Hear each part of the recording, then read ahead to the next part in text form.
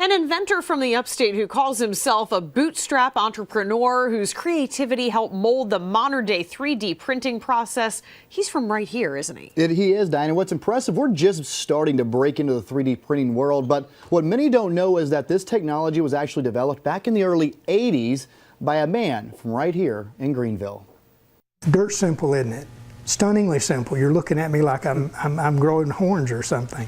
I just invent things. No, Bill Masters, you don't just invent things. You answered a question that's changed the printing world. Why can't you make parts into space? I sure didn't have the answer, but Masters did. One day I thought, well, no, if you had a place to stop it, that would be a seed point. Then you could start shooting out something and let it crash into it, and then put another one and another one and another one. You're probably asking yourself, like I did, what is he talking about? That's why I came up with the spitball analogy. You stand on a balcony and you throw a spitball down and it sticks, and you throw another one and another one and another one, and you start sticking and sticking and sticking.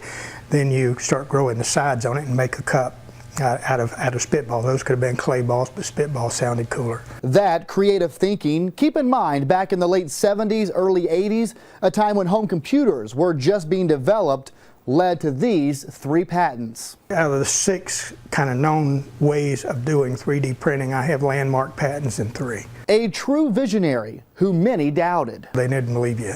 It was like, no, you can't, that's impossible. They'd look at you and smile nicely.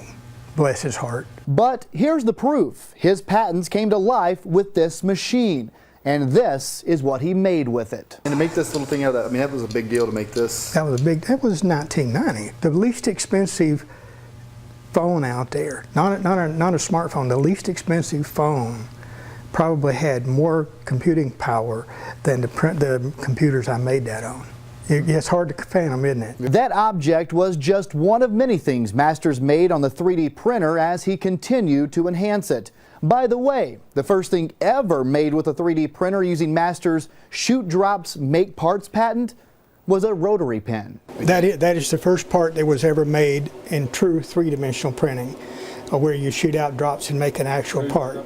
And if helping create the modern-day 3D printing process wasn't enough, Masters started with only $50, the world's largest kayaking company based out of Easley called Perception Kayaks. We invented the actual way to make a kayak. He's done a lot, and these days you find Masters giving back, helping others achieve success, something he says he learned over the years. All old, happy people, 100% of them, all of them that are over 70 that are happy are net givers.